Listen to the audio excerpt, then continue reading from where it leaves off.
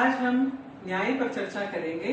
न्याय यानी कि जस्टिस, जो कि लैटिन भाषा के शब्द जस्टिसिया से मिलकर बना है। जस्टिसिया जिसका अर्थ है कानूनी रूप से सही होना, बांधना या जोड़ना, ये इसके अर्थ हैं।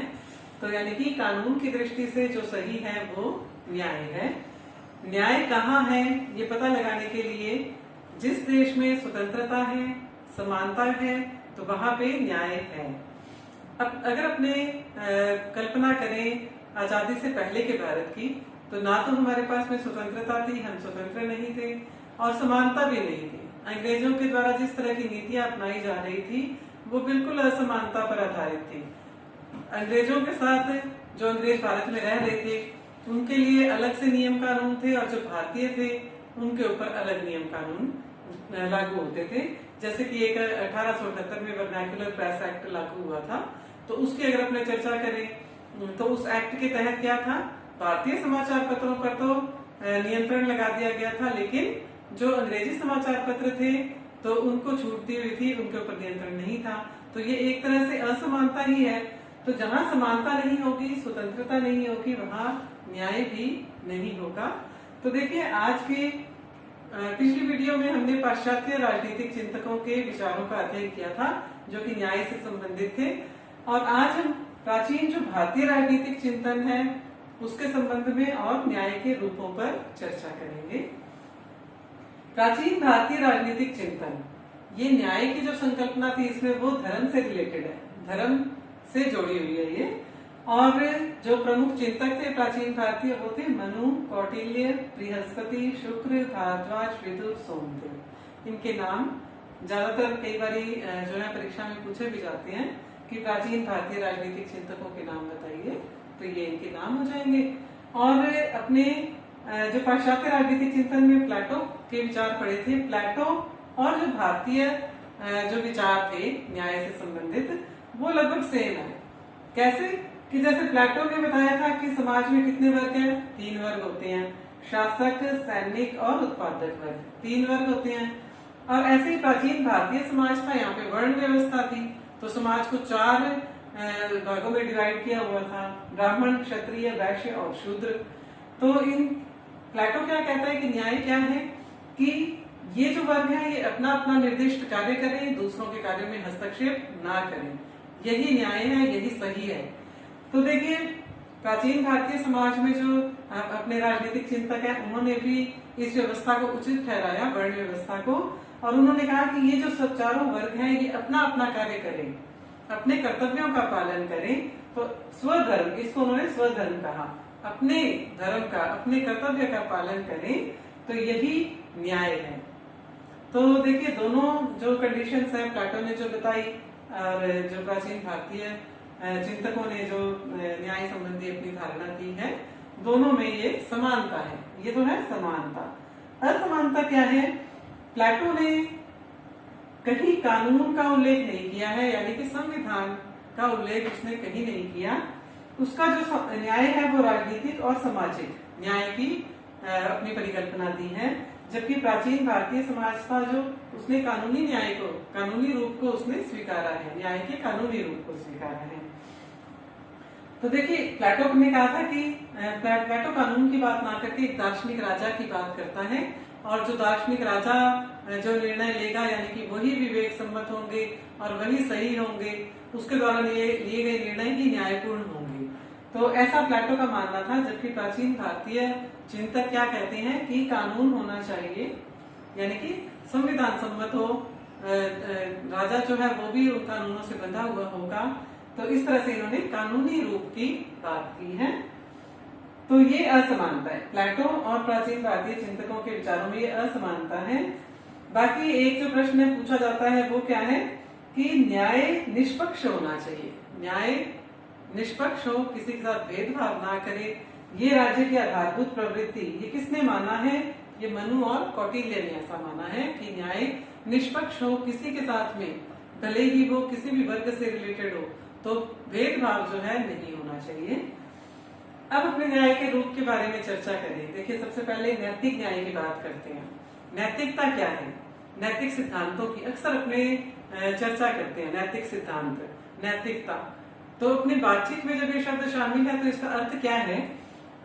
नैतिक सिद्धांत, नैतिकता का अर्थ है सत्य, अहिंसा, करुणा, उदारता।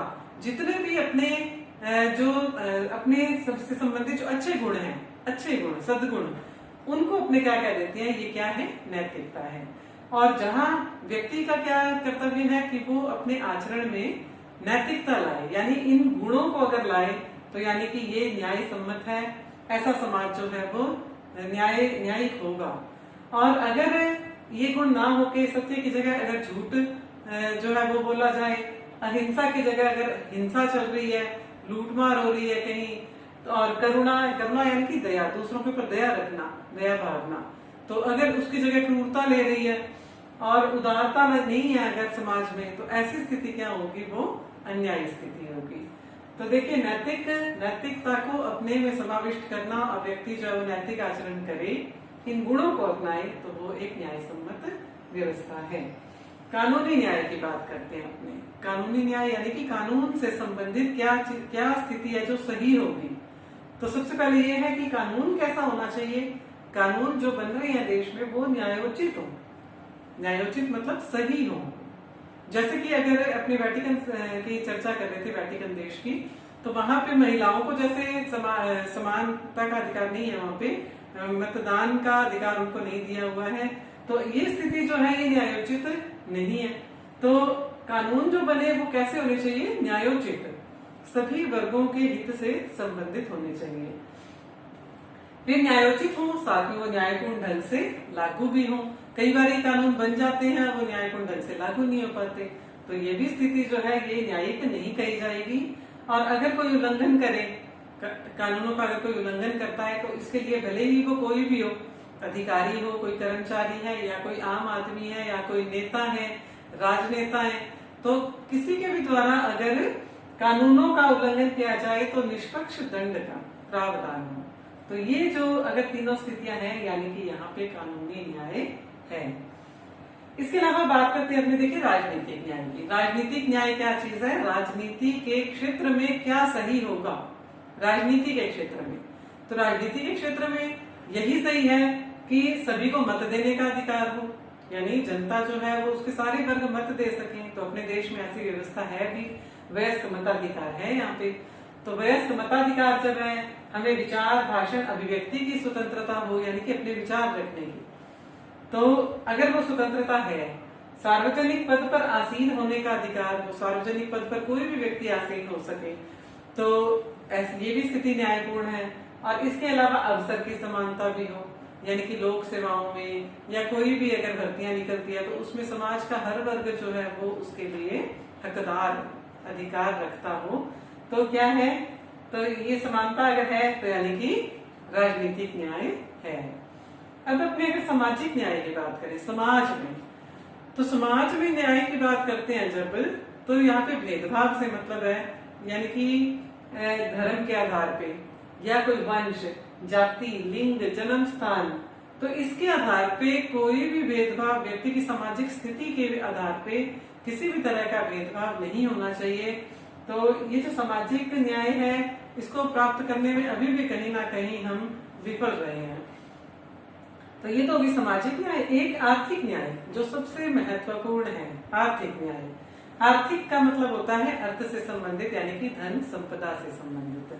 तो देखिए, समाज में हमेशा सारे व्यक्तियों की आर्थिक स्थिति समान नहीं रही है। किसी के पास में ज्यादा संपदा है, किसी के पास में कम है, तो इसे हम कहते हैं अमीर। एक आदमी अमीर है तो दूसरा गरीब तबका है। हर जगह ऐसा है, हर देश में ये कंडीशन है। आर्थिक न्याय क्या होगा कि क्या इनसे संपत्ति लेके इनमें बांट दी जाए, क्या सबको बराबर बराबर बांट दिया जाए, तो क्या ये स्थिति न्यायोचित है? तो ये तो इसको अपने न्याय नहीं कह सकते हैं। देखिए, अमीर व्यक्ति की संपदा को लेकर गरीब में बांट देना ये न्याय नहीं होगा कि सब में बराबर बराबर बांट दिया, तो फिर न्याय हम किसे कहेंगे? देखिए, आर्थिक जो ये असमानता है इसको कम करना। अब कम कैसे कर सकते हैं? किसी से छीन के या किसी को दे के इस तरह से कम नहीं किया जा सकता। कम कैसे कर सकते हैं? तो इस पर क्या है कि व्यक्तिगत संपत्ति रखने का हमें क्या है, एक लिमिट तक हम रख सके। उससे ऊपर की अगर अपने संपत्ति रखेंगे तो उसके ऊपर हमें टैक्स भरना होगा सरकार को। तो ये स्थिति जो है ये संपत्ति को सीमित करती है, व्यक्तिगत संपत्ति को सीमित करना टैक्स लगाकर। तो यहाँ पे क्या है, अमीर जो है इनकी संपत्ति को कहीं ना कहीं एक लिमिट लगाई जा सकती है, और जो गरीब है तो इनको क्या है, संरक्षण दे दिया जाए। यानी कि जैसे कि अब आरक्षण वगैरह का प्रावधान भी है, अनुसूचित जाति जनजाति पिछड़े वर्गों के लिए आरक्षण का प्रावधान है नौकरियों में, है ना, अन्य स्थानों पर। तो ये सब क्या है, एक तरह से उनको संरक्षण दिया जा रहा है। तो गरीब तबके को, पिछड़े वर्ग को, इनको संरक्षण देकर इन्हें समाज के बराबर लाया जाए। तो क्या है, इस तरह से इन उपायों को करने से क्या है, आर्थिक असमानता को हम कम कर सकते हैं, और इस तरह से आर्थिक न्याय की भी समाज में स्थापना होगी। आई होप कि टॉपिक जो है वो काफी क्लियर भी हुआ होगा, और अगर कोई डाउट्स हैं तो कमेंट बॉक्स में जाकर जरूर कमेंट करें। धन्यवाद।